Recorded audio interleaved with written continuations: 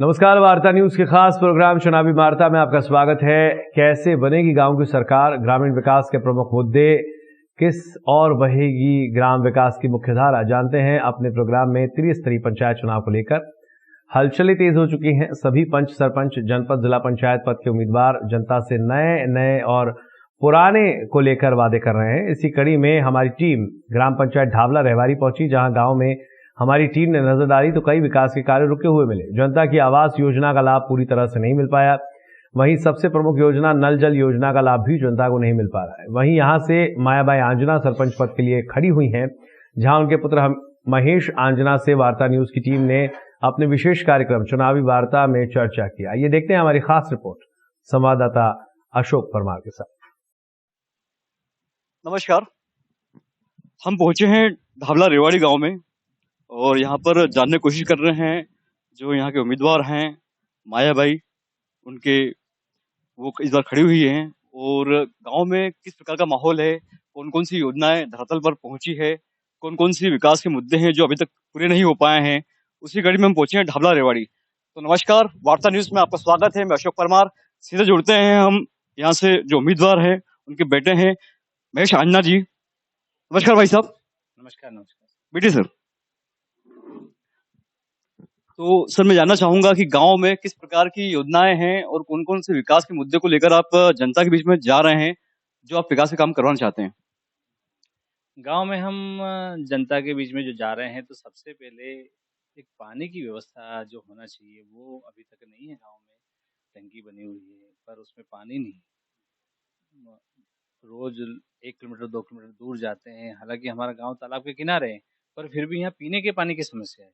अब टंकी बनने के बाद अगर उनको पानी नहीं मिल रहा है तो ये मतलब दुर्भाग्य है हमारे गांव का। टंकी को बनाने में कितना समय हो गया वैसे? टंकी को तो पिछले कार्यकाल में, मतलब 8 साल पुरानी टंकी है। 8 साल के पहले, मतलब ये कार्यकाल पंचायत सरपंच का था, उसके पुराने कार्यकाल में ही बन चुकी थी। उसके बाद भी अभी तक पानी नहीं आया चालू। नल जल योजना का बढ़ चढ़कर जो प्रचार कर रहे हैं, क्या खोखले दावे हैं सब वो? नहीं, जब वो प्रॉपर तरीके से हो नहीं रहा है, वो ध्यान नहीं दे रहे हैं। कभी कहीं मोहल्ले में आता है तो दूसरे मोहल्ले में नहीं आता है। अभी अभी 15 दिन से, महीने भर से चालू हुई थी, पर फिर वापस 4 दिन से बंद हो गई। मतलब 8 साल से ये स्थिति है लोगों की कि पानी भी परेशान हो रहे पानी पीने के लिए। दूसरा, गांव गांव का परिपाटी है, तो यहाँ पे लोग पूरी तरह से किसान हैं। किसान है तो गवर्नमेंट की योजना है कि घर से खेत तक रोड बने। यहाँ पे बरसात में आदमी खेत तक जाने के लिए मजबूर है कि वो खेत तक भी नहीं जा पा रहा है। ऐसी योजना है जो गवर्नमेंट की, बहुत सारी योजनाएं हैं जिसको हम धरातल तक नहीं ला पा रहे हैं यहाँ के लोग। तो हम उन लोगों को वो योजनाएं लाएंगे कि हर खेत पे की मेड़ तक सड़क हो, हर खेत की मेड़ तक उसकी मोटरसाइकिल चली जाए, वो योजना लाएंगे। दूसरा, यहाँ पे गरीब लोगों के लिए कुटिया जो आवास होती है, हर साल आवास कुटिया आती है, पर हमारे यहाँ 8 साल में मुश्किल से 10-20 आई है। अभी फॉर्म भरवाए हैं।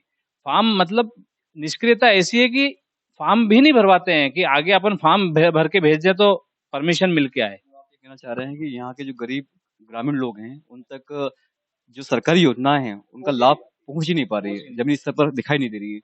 साथ में पूछना चाहूंगा कि जो शौचालय की बढ़ चढ़ की घोषणाएं भी होती है, सब कुछ होता है, हर गांव में एक शौचालय 100% पूरा बन चुका है। तो क्या ऐसे ही आपको कहीं जब आप प्रचार के लिए निकलते हैं तो आपको देखने में मिला कि सभी घरों में शौचालय बने हुए हैं, ऐसा कुछ? शौचालय में तो बहुत गरीब लोगों में तो शौचालय की बहुत समस्या है। अभी नहीं बने, 100% तो नहीं बने हैं। कम से कम ऐसे इस गांव में 250-300 घर है, मुश्किल से 150 घर अभी ऐसे होंगे कि जिनमें शौचालय नहीं है।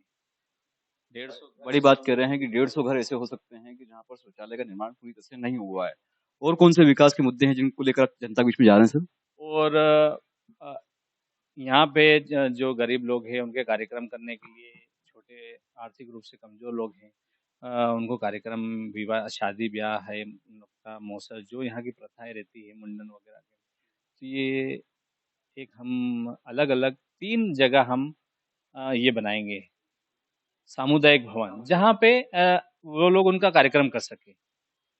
और इसी बात है कि बारिश का समय है और बारिश के समय में अगर कोई प्रोग्राम ग्रामीण जनों को करना होता है, चाहे वो घाटा नुक्ता करते हैं ग्रामीण जन, तो उसको करने में काफी दिक्कत होती है। या कोई दूसरा फंक्शन करना हो तो ग्रामीण जन कहाँ जाएंगे, क्योंकि शहर से दूर है और फिर ग्रामीण लोग जो गांव के गरीब लोग हैं वो वहां तक पहुंच ही नहीं पाते हैं। तो ऐसी व्यवस्था करवाने के लिए सामुदायिक भवन की व्यवस्था करवानी होती है, तो इस गाँव में मौजूद नहीं है। तो ये महेश जी का कहना है कि हम ऐसी व्यवस्था करवा के देंगे। और सर कौन सी विकास की योजना है इसके अलावा? इसके अलावा पेंशन, बहुत सारे लोगों को पेंशन फॉर्म ही नहीं भरे गए हैं, जो वाकई में पात्र है उनको पेंशन नहीं मिल पा रही है। एक वो पेंशन योजनाएं सबको दिलवाना है। क्या बोलते हैं, यहाँ शिक्षा में हमारे यहाँ स्कूल 8वीं तक ही है, तो उसको हम 10th तक कराएंगे कि 10th तक यहाँ पे यहाँ का बच्चा यहीं पढ़ ले और कम से कम एक मैट्रिक पास तो हो। उसके बाद भी हम सपोर्ट तो करते ही हैं, पर कम से कम मैट्रिक पास तो हो। तो 10th तक स्कूल की व्यवस्था कराएंगे। दूसरा, जो लाइट की स्ट्रीट लाइट, गांव में अंधेरा बहुत रहता है तो स्ट्रीट लाइट लगवाना है। और गवर्नमेंट की ज़्यादा से ज़्यादा योजनाएं सब गांव में लेके लाना है। तो सर का सीधा सा कहना है कि जो गाँव की बालिकाएं हैं, जो बीच में ही स्कूल छोड़ देती है, कारण उसका एक ही आता है कि गाँव में स्कूल या तो 5वीं तक होता है या 8वीं तक होता है। वो आगे पढ़ने के लिए शहर तो जा नहीं सकती, क्योंकि उनके पास इतना धन भी नहीं होता है। तो सर का सीधा सा कहना है कि कम से कम स्कूल को 12वीं तक किया जाए, ताकि यहाँ की बालिकाएं यहाँ पढ़ पाए, बीच में शिक्षा प्राप्त ना कर पाए, ऐसा ना होना चाहिए। जो कि बड़े वादे हैं। और क्या कौन से विकास के वादे हैं सर जो आप करवाने, मतलब आपके प्रमुख पटल पे रहेंगे कि 100 दिन के अंदर इन वादों को मैं कम से कम 1 या 2 कंप्लीट करवा पाऊँ? इसमें इसके बाद नालियाँ यहाँ पे बहुत, अभी आप शहर में गांव में निकलेंगे तो आपको देखोगे कि जगह जगह पानी बाहर आ रहा है, कीड़े मच्छर सब हो रहे हैं। तो नाली की व्यवस्था नहीं है, उसको हम सब प्राप्ति योजना से करेंगे ताकि स्वच्छ में स्कूल या तो 5वीं तक होता है या 8वीं तक होता है। वो आगे पढ़ने के लिए शहर तो जा नहीं सकती, क्योंकि उनके पास इतना धन भी नहीं होता है। तो सर का सीधा सा कहना है कि कम से कम स्कूल को 12वीं तक किया जाए, ताकि यहाँ की बालिकाएं यहाँ पढ़ पाए, बीच में शिक्षा प्राप्त ना कर पाए, ऐसा ना होना चाहिए। जो कि बड़े वादे हैं। और क्या कौन से विकास के वादे हैं सर जो आप करवाने, मतलब आपके प्रमुख पटल पे रहेंगे कि 100 दिन के अंदर इन वादों को मैं कम से कम 1 या 2 कंप्लीट करवा पाऊँ? इसमें इसके बाद नालियाँ यहाँ पे बहुत, अभी आप शहर में गांव में निकलेंगे तो आपको देखोगे कि जगह जगह पानी बाहर आ रहा है, कीड़े मच्छर सब हो रहे हैं। तो नाली की व्यवस्था नहीं है, उसको हम सब प्राप्ति योजना से करेंगे ताकि स्वच्छता बनी रहे। और एक मोदी जी का जो प्रोग्राम है स्वच्छ भारत, उसमें भी हम सहयोग कर सकें और उससे यहाँ बीमारियों से बचे लोग बाग। बड़ी बात कर रहे हैं कि जो मोदी जी का प्रोग्राम है स्वच्छ भारत, तो उसमें गांव में कम से कम पूरा जो कचरा होता है, नालियां होती है, उनको साफ किया जाए और कचरे को कलेक्ट किया जाए और कहीं उसको पूरा खत्म कर दिया जाए, ताकि गांव में बीमारियां ना फैले। नालियां साफ रहेगी तो बीमारी वैसे भी नहीं फैलेगी।